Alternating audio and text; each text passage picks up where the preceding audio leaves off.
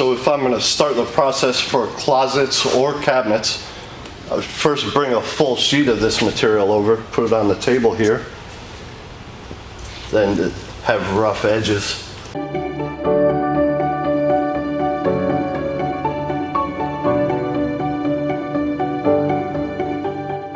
So I'd take the track saw, clean the first edge up, and then cut it to width, just like this. Get all my widths done. Then I'd take this other track, do all my cross cuts, get the length, and I'll end up with all these parts. Closet panels would stay about this length. These would be all the shelves, tops and bottoms for cabinets. And then I would go over here, start putting the edge band on. Here's one that's been edge banded. Any parts that you're gonna see the edge.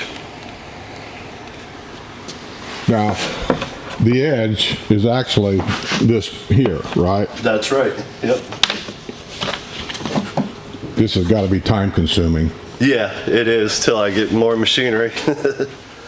So what are we working on right here? All these pieces you got here on the table. these are for some garage cabinets.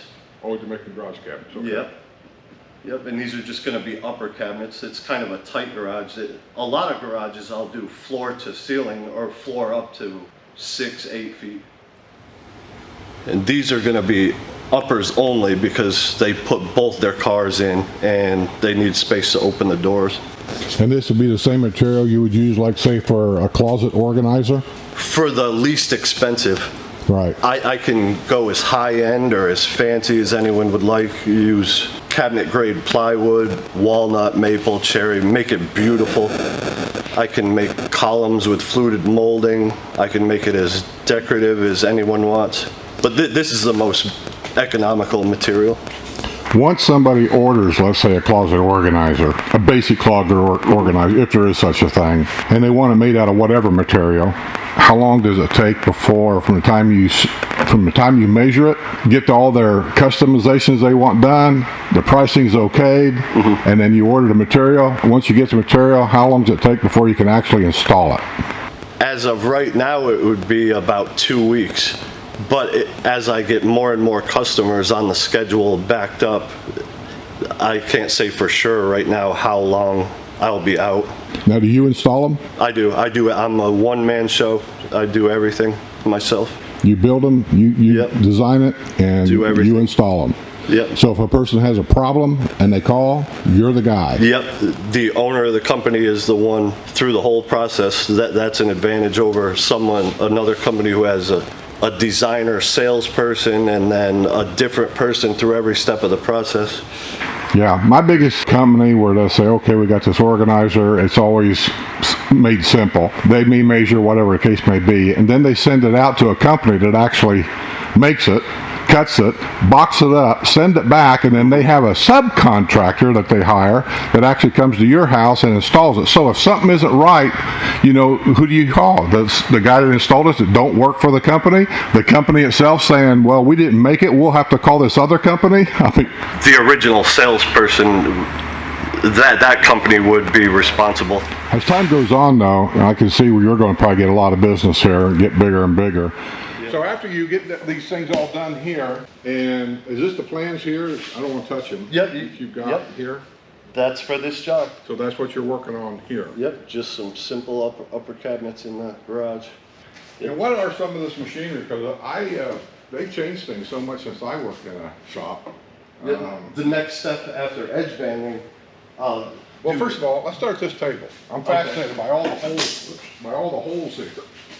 I have to give credit to Ron Hawk for these two tables. I got the plans from him. He has a pretty big YouTube channel, and he designed this. I got the plans and built a couple of them. But these holes are 96 millimeters apart. That's a multiple of 32 millimeters. That goes along with the whole 32 millimeter system in cabinetry. And you can use these for anything. Like here, I've got the clamps. I can put these anywhere for whatever I need to do. These clamps anywhere and hold material down. Can use these clamp things horizontally. These are called dogs. I can put these anywhere I want. I can make a whole fence, and there's all kinds of accessories you can buy. What would you use these for? To butt something against. Oh, I got you. Okay.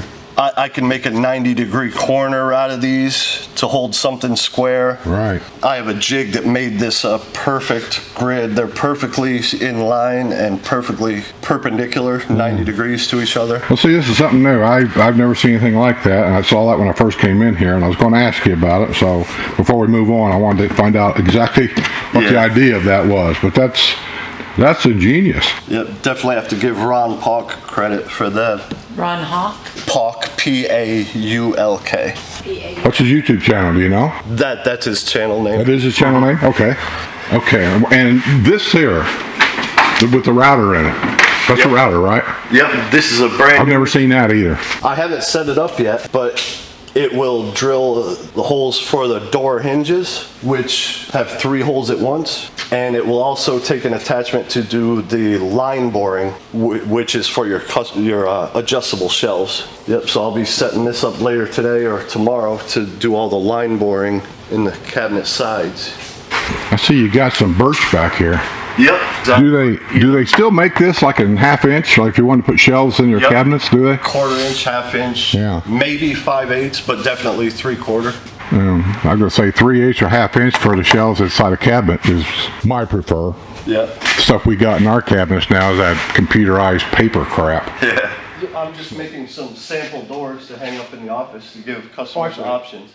These aren't sanded smooth yet, and this is obviously a paint grade wood. This is poplar. Right. I wouldn't want to use an expensive wood and paint it. So is the samples not just for design but for color, like different stains or? Yep, I'll probably make more. These I'm just going to paint white, and then I'll make more with maybe a stain and a beautiful wood like walnut. I'll just clear coat it. Okay. So everything that you make here, well, let's look at some more machinery first before we get into all that. Okay. Crosscut saw you got there, or radio arm, whatever they call them things now. I don't even know. Miter saw, chop saw. Is that the kind that's got the laser? It does. That's showing each side of the blade. Yeah. Right here, little laser line. Shows exactly where you're going to cut. Yep. And then, of course, you got your joiner here. Yep. This will take your finger off in a minute. Yeah, I wouldn't want to get my knuckles in there. And of course, we have our safety devices here. Sander. Here's the system. Oh, I see. Right there it is. It's a vacuum type system. What do you do with the sawdust? Put it in the dumpster. They just take it in the dumpster? Yep, unless anybody wants it, they can come get it. If you have animals you want shavings for. I worked for one shop where a farmer put his own dump truck on the property and have us dump all the shavings into his dump truck. And then when it's full, we'd call him and he'd come bring it to his horses. Hey, and then here's your planer. How wide will that take? I believe it's 13 inches max in width. Is that good for you, or would you like to have a bigger one? I'll eventually need a bigger one, but that works fine for little cabinet doors. Saves you so much labor when you glue stuff together. You run it through there and be done with it. Well, I think you got a nice little setup here. What's this thing here? Oh, I know what this is. This is a biscuit cutter. Very similar. It's better. It actually makes a mortise. It's very similar. It's better. It actually makes a mortise. It plunges in there and that bit oscillates back and forth and makes it the perfect size for those, they call them dominoes. Huh. And that's how I assemble cabinets that can't have any fasteners exposed on the end. We just had biscuit cutter. This is something new. I've never seen it. It plunges in there and that bit oscillates back and forth and makes it the perfect size for those, they call them dominoes. Huh. And that's how I assemble cabinets that can't have any fasteners exposed on the end. See, we just had biscuit cutter. This is something new. I've never seen this. It's called a domino. Staple guns? Yep. None? I got a... Oh, there we go. That's a brad nailer, and I have a pin nailer in one of these toolboxes. Do you make this workbench? Yep. I built both of them from... I'm looking how you've got the legs on this workbench made in such a way that nothing's glued. Right. You can build the whole thing, sawhorses and all, out of exactly 3 sheets of plywood. You see if I get pictures of how this is put together. That's amazing. So you literally could take this thing apart and load it in a truck and take it. Yep, that was Ron's idea, to put it in his trailer and have a mobile, and he's added on to this too, where you place a chop saw in the middle, put a table saw on the end and a router table on the other side, and put the whole thing on a cart, and it's all packaged up into a small little thing, and he can bring it and have a total workshop in somebody's garage. Right now, if somebody was to call you, how far out are you? You say 2 weeks now? About that right now. Now, I'm saying if a guy was to order something now, it would be built and installed in 2 weeks. A single master closet or a few garage cabinet, that could be. A big home office might take a little longer. Yeah. So here's some new stuff you got here. Do you always keep this in stock? Because you use this a lot? I always have a few. When I get a new job, I go get more. Because I'm looking at that, and that looks like the perfect size for shelving. Or is that just from cutting something? That's just an offcut. Okay. But I always have a few in stock. Shelving though, right? Yeah. Okay. Yep, these full sheets is where everything starts.